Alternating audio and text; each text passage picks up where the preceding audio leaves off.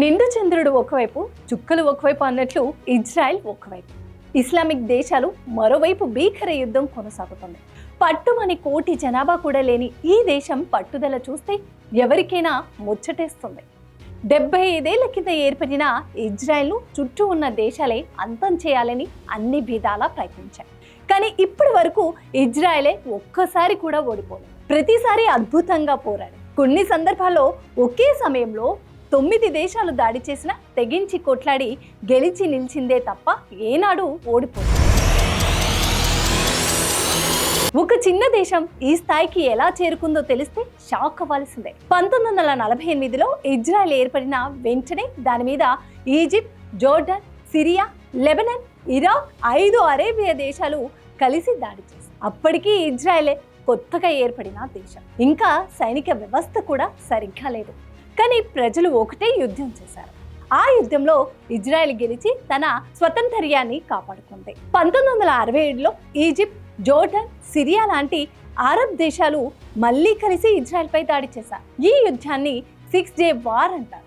కేవలం 6 రోజుల్లోనే ఇజ్రాయెల్ ఆ 3 దేశాలను ఓడించి Gaza, west bank, Golan heights ను ఆక్రమించింది. ఈ విజయంతో ఇజ్రాయెల్కు ప్రపంచవ్యాప్తంగా గుర్తింపు పెరిగింది. కానీ అరబ్ దేశాలు చేతులెత్తలేదు.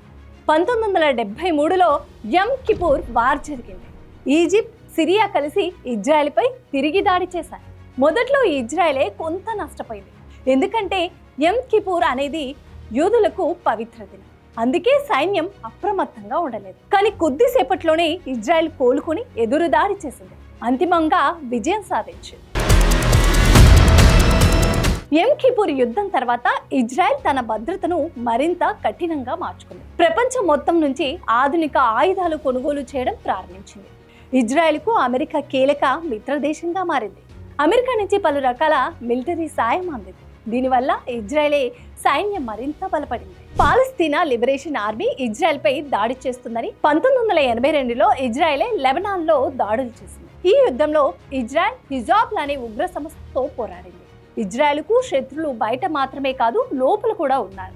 గాజా, వెస్ట్ బ్యాంక్ ప్రాంతాల్లో పాలస్తీనా ప్రజలు కొందరు వేర్పాటును కోరుతూ ఉద్యమాలు చేస్తున్నారు.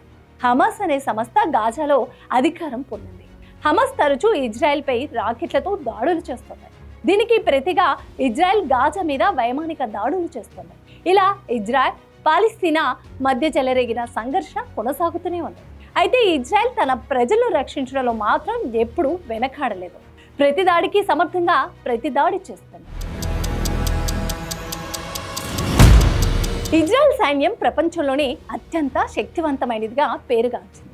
ఇక్కడ యువత అనివార్యంగా సైన్యంలో చేరి దేశం కోసం సర్వీస్ చేయాల్సిందే. 18 ఏళ్ల వయసు వచ్చిన యువకులు వెంటనే సైనిక శిక్షణ పొందాలి. ఇది ఇజ్రాయెల్ దేశభక్తి ప్రతీక. ఇక్కడ ప్రతి పౌరుడు సైనికుడిగా తాను దేశాన్ని కాపాడాలనే ఆత్మాభిమానంతో ఉంటాడు. టెక్నాలజీ పరంగాను ప్రపంచ దేశాల కంటే ఇజ్రాయెలే ముందు వరుసలో ఉంది. ప్రపంచానికే అగ్రశ్రేణి రక్షణ టెక్నాలజీ అందించే దేశంగా ఎదిగింది. ప్రపంచంలో అత్యంత అధునాతనమైన టెక్నాలజీ ఆవిష్కరణల కేంద్రంగా ఉన్న ఇజ్రాయెల్ను స్టార్టప్ నేషన్ అని పిలుస్తారు. ఇజ్రాయెల్ వద్ద ఐరన్ డోమ్ అనే ఈ వ్యవస్థ శత్రువుల రాకెట్లను గాలుల్లోనే నిలిపివేస్తుంది. ఐరన్ డోమ్ వ్యవస్థ కారణంగానే ఈరోజు వేలాది మంది ఇజ్రాయెలు ప్రాణాలతో ఉన్నారు. టెక్నాలజీ, మానవ బలం, దేశభక్తి ఇవే ఇజ్రాయెల్ విజయ రహస్యాలు. అందుకే ప్రపంచ దేశాలు కూడా ఇప్పుడు ఇజ్రాయెల్ను ఒక రక్షణ మోడల్గా చూస్తారు. చిన్న దేశమైనా ఎంతో పెద్ద శక్తిగా నిలబడింది. ఇజ్రాయెల్ మిలిటరీకి మోసాడ్ అనే గూఢచారి సంస్థ చాలా బలం చేకూరుస్తుంది. మోసాడ్ ప్రపంచంలోనే అత్యంత శక్తివంతమైన ఇంటెలిజెన్స్ ఏజెన్సీలో ఒకటి. మోసాడ్ ఎన్నో రహస్య ఆపరేషన్ల ద్వారా ప్రపంచవ్యాప్తంగా పేరు తెచ్చుకుంది. కొన్ని సందర్భాల్లో శత్రువుల దేశాల్లో ప్రవేశించి అనుకున్న లక్ష్యాలను ఛేదించింది. ఇది ఇజ్రాయెల్ గూఢచారి బలాన్ని ప్రపంచానికి చూపించింది. డిఫెన్స్ పరంగానే కాదు, ఇజ్రాయెల్ విద్య, వైద్యం, వ్యవసాయ రంగంలోనూ అద్భుతమైన పురోగతి సాధించింది. 1 కోటి మంది కూడా జనాభా లేని ఇజ్రాయెల్కు 11 నోబెల్ ప్రైజ్లు వచ్చాయంటే ఇక్కడ విద్యా వ్యవస్థ ఆవిష్కరణలు ఎలా ఉంటాయో అర్థం చేసుకోవచ్చు. నీటి సమస్యను పరిష్కరించేందుకు అడ్వాన్స్డ్ టెక్నాలజీని అభివృద్ధి చేసింది. డ్రిప్ ఇరిగేషన్ వంటి వ్యవస్థలను ప్రపంచవ్యాప్తంగా ప్రాచుర్యం పొందాయి. ఈ దేశ విజయాల వెనుక ఏకైక కారణం ప్రజల ఐక్యత, దేశభక్తి. రాజకీయంగా కూడా ఇజ్రాయెల్ చురుగ్గా వ్యవహరిస్తుంది. ప్రపంచ రాజకీయాల్లో తమ దౌత్యాన్ని బలంగా వినిపిస్తుంది. అమెరికా, యూరప్, రష్యా వంటి దేశాలతో దౌత్య సంబంధాలు బలంగా కొనసాగుతుంది. భారత్తో కూడా ఇజ్రాయెల్కు స్నేహపూర్వక సంబంధాలు ఉన్నాయి. భారతదేశానికి ఇజ్రాయెల్ ఎన్నో రకాల రక్షణ సామగ్రి అందిస్తుంది. వ్యవసాయం, నీటి నిర్వహణ, సాంకేతికత రంగాల్లో ఇరు దేశాలు కలిసి పనిచేస్తున్నాయి. భారత్లోని పలు రాష్ట్రాలు ఇజ్రాయెల్ టెక్నాలజీని ఉపయోగిస్తున్నాయి. ఈ భాగస్వామ్యం వల్ల రెండు దేశాలకు లాభమైంది. అందుకే భారత ప్రజల్లో ఇజ్రాయెల్ పట్ల గౌరవం ఉంది. ఇజ్రాయెల్ అభివృద్ధి మనకు ప్రేరణగా నిలుస్తుంది. భద్రత కోసం ఇజ్రాయెల్ టెక్నాలజీ చాకచక్యంగా వాడుకుంటుంది.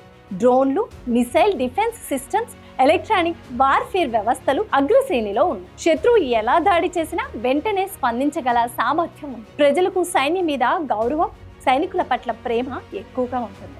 ప్రభుత్వాలు మారిన భద్రతపై విధానాలు మారవు. ప్రతి పౌరుడు దేశానికి సేవ చేయాలనే తపనతో ఉంటాడు. ఇది ఇజ్రాయెల్ను యుద్ధంలో ఓడిపోకుండా నిలబెట్టింది. ఇజ్రాయెల్కు ఉన్న శత్రుల సంఖ్య ఎక్కువ అయినా ఒక్కసారి కూడా ఎవరికి వెన్ను చూపలేదు. ఇజ్రాయెల్ ఒక దేశంగా కాదు, ఒక సిద్ధాంతంగా ఎదిగింది. ఈ దేశం భవిష్యత్తులోనూ మరింత శక్తివంతంగా మారొచ్చు. ఎందుకంటే ప్రతి బాధలోనూ బలం కనుగొనే చరిత్ర దీనిది. ఇజ్రాయెల్ అభివృద్ధి అందరికీ ఒక పాఠం. ప్రజలు కలిసి పనిచేస్తే ఏం సాధ్యమవుతుందో ఇజ్రాయెలే ఉదాహరణ. ప్రపంచంలోని పలు దేశాలు ఇప్పటికీ ఇజ్రాయెల్ విజయాన్ని ఆశ్చర్యంగా చూస్తుంటాయి. కానీ ఇజ్రాయెల్కి ఇది సాధారణం. ఎందుకంటే వారి దృఢ సంకల్పం అసాధారణం. దేశం కోసం ప్రాణాలు అర్పించేందుకు ఎప్పుడూ సిద్ధంగా ఉండే ఆ దేశ ప్రజలే దానికి వెన్నుముక్క.